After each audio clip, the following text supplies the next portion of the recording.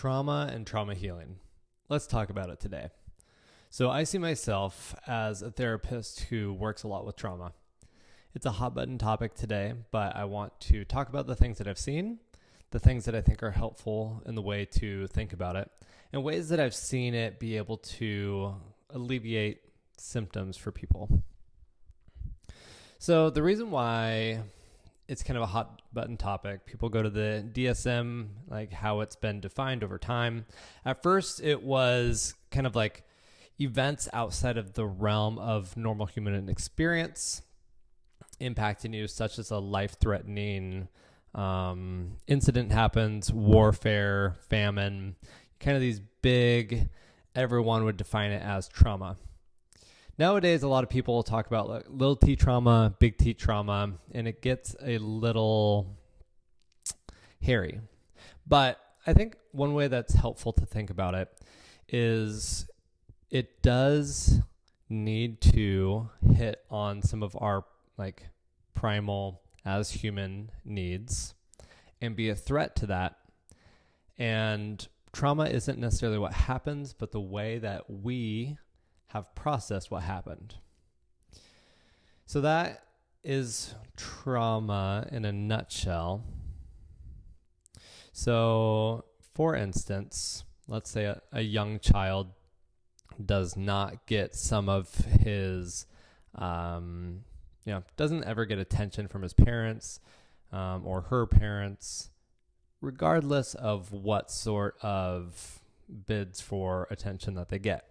For a child, their parent actually is a provider of nutrients, of community. Children actually need touch to survive. So in some ways, like if their parent is not giving them the attention they need, it is a survival threat. Now, especially if we have a freeze, a flee, or a fawn response, but especially freeze, I've seen people get stuck with the symptoms of trauma carrying in their body over and over and over again throughout the years. So how do we unstick it? How do we unfreeze it? What happens? I'll give you an example. Let's say we take somebody went into war, like a warfare zone, and in a location that was similar to a supermarket, there was a catastrophic event that occurs. Maybe a bomb goes off. Maybe somebody is injured right in front of the soldier, gets out of it safely, returns home. Cognitively, when I'm going to a grocery store back in my hometown, it likely is not a threat. But physiologically, the body can start to ramp up, become hypervigilant, have an accelerated heart rate, looking around every corner, and you can actually start to have a freeze or fight response within a place that has no, quote unquote, logical cues going on that there's a threat about to occur. And it can be maddening because you don't know if your gut instinct is something is going on. I need to be hypervigilant. You don't know if am I just going crazy? And that can be so distressing, especially when you know that you don't need to have this response or don't need to have this response anymore. It no longer is serving you in the way that it would if a threat did occur. Sometimes we don't want to let go as well of the hypervigilance because it can serve us. If something were to occur, perhaps it feels better to, keep having that hyper aroused state. But the downside is our bodies were not meant to always be in a hyper aroused, anxious state. Because when we're in that, our bodies are rewiring our energy and everything towards kind of our extremities, preparing to respond to the incident. So some of our digestion slows down or stops. some of our mental functioning and capacities start to change just because there's a reprioritization to survival. If a tiger is coming after you, there's a lot of things that your body does not need to prioritize that once you're back in safety, it does. So if we're continually responding to invisible threats, then we're always in a state of responding to threats that aren't there, and our body isn't functioning in the way that it needs to in order to sustain life. So, like I was going to say, there's a lot of ways to go about this, and different people have had many ideas over time. What's most important is what works for you. You'll hear people say CBT, which is cognitive behavioral therapy for trauma, is the best way. You'll hear people say EMDR, that's eye movement desensitization and reprocessing, is the best way. You'll hear some people talk about hypnotism or psychedelic, psychotropic medication. You hear people kind of like put out a lot of different thoughts. A common one is exposure therapy. So getting exposed to something that has a parallel to the trauma and having a new response in the body and understanding all the stuff. And I've seen all of these work. Don't get me wrong. I've seen them work and I've heard reports of them working, all the stuff. But one of the ones that I use is EMDR primarily because I've seen it have the quickest efficacy results with like the lowest level of like long-term distress. We always need to get activated. Like that is part of the healing process, to have the activation and to have a new experience in our body. But that doesn't mean that we need to like go back and have exposure to that, because like that can have adverse effects if we weren't prepared for it well. Because let's say you go into a grocery store and like you're freaking out, and then like someone comes and tries to restrain you because they think that's like something's going on, and like that can, I don't know, it just has potential for things to get worse at times. So what happens in EMDR, and the reason why that I enjoy it, even though there's several routes and methods that work, bring people to a place of healing, is that it creates a bridge kind of between the prefrontal cortex, this early part of the brain that developed before there was the cognitive development of language or time frame. And so that's why trauma memories can just kind of hang around forever. Even if we talk about it, we know logically maybe it doesn't make sense in the circumstance. So that's an early part of the brain that developed. It gets stuck there. It has the survival mechanisms, the freeze, faint, fight, freeze, fawn responses. So that's there. Prefrontal cortex, kind of the front of the mind here, rational thinking, higher cognitive functioning.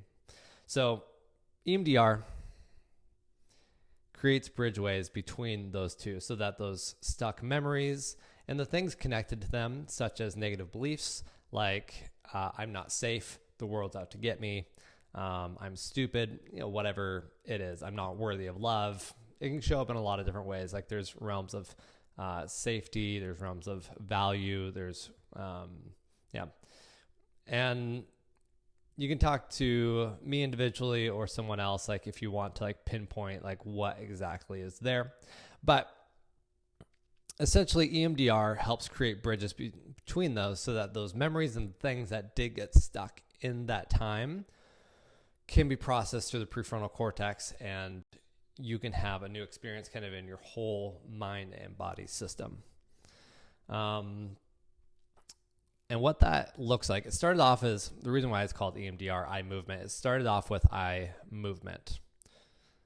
Shapiro came up with the theory. She was a doctor, and she realized that when she moved her eyes back and forth, there was a lowering of her kind of like reaction in her body, and she did research with that And when we're sleeping, we are going into REM sleep as part of our sleep. There's non-REM and there's REM sleep.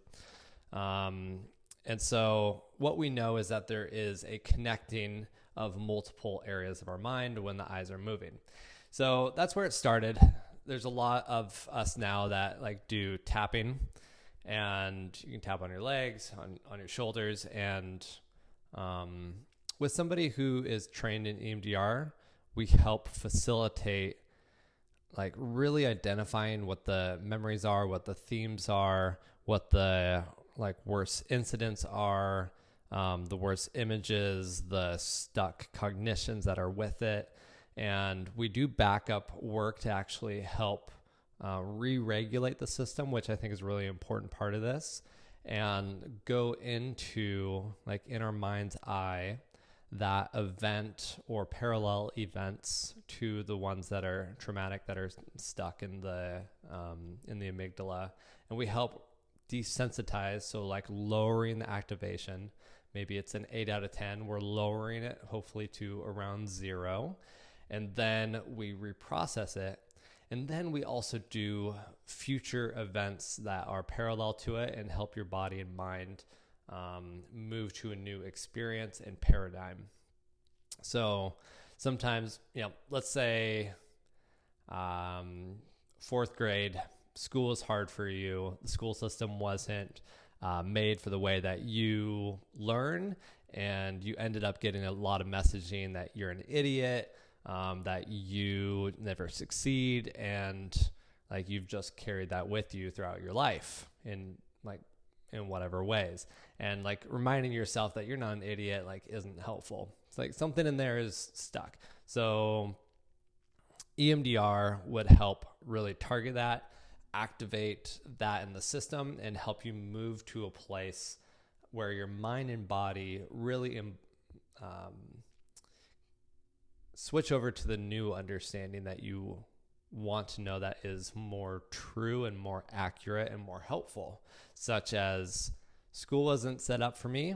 I'm actually very intelligent, and maybe math wasn't the way that my mind is supposed to be wired. And you now start to understand and embody the wisdom that you actually do have. And one of the parts that having someone come alongside you with EMDR is they can observe and see and hear what is going on in each of the sets and rounds of the EMDR reprocessing phase, because there's 8 phases to it. And in that, they can kind of interweave questions if you feel stuck, if you don't feel like things are moving, and help kind of go in the right direction. And when there is, over arousal, we can help bring it down. When there's under arousal, we can help bring it up and keep at the right place so that you can actually efficiently get through the trauma episodes, move it through your body, come to a new paradigm, be empowered to what you actually need and what is appropriate for yourself, and help you move into a life that doesn't have anxiety in the same ways. And some of the ramifications of that is oftentimes being able to sleep better, having your body functioning be restored, and essentially just being empowered to live a life more aligned with what you want for yourself. And that's what I think everybody deserves. All of us have gifts that the world needs from us. And oftentimes when we're going in alignment with those, we feel good ourselves and we can feel proud of ourselves. And usually the world around us becomes a lot better place, and community works oftentimes a lot more fluidly with less, contentiousness. I don't want to say conflict, because conflict is healthy, and we can talk about how to move through conflict in a different video. But when we're living in alignment with with the way that we are wired to be, the world becomes a better place. And oftentimes, traumatic things that we have experienced in our life is stuck and hampers us and brings us shame, brings us fear, brings us anxiety, brings us a lower sense of self than we need to do the life we want well. So if you feel stuck, reach out. You do deserve to get through it. So whether it be me, somebody else who does trauma reprocessing, whether it be through EMDR, CBT, whatever works for you, reach out today. So that's my encouragement. Little background on what trauma is, what are the ways that people can find healing from it, and just my background a little bit with it. In a future video, maybe I'll give a little bit more clear examples as to how I've seen trauma really show up. What are the common things that get stuck, and how more specifically does it look when we are reprocessing, desensitizing, and moving through to a new paradigm, a new self, a new understanding, and how does that feel in our bodies? So hope this is helpful. If it was, subscribe, shoot me a comment, ask me questions.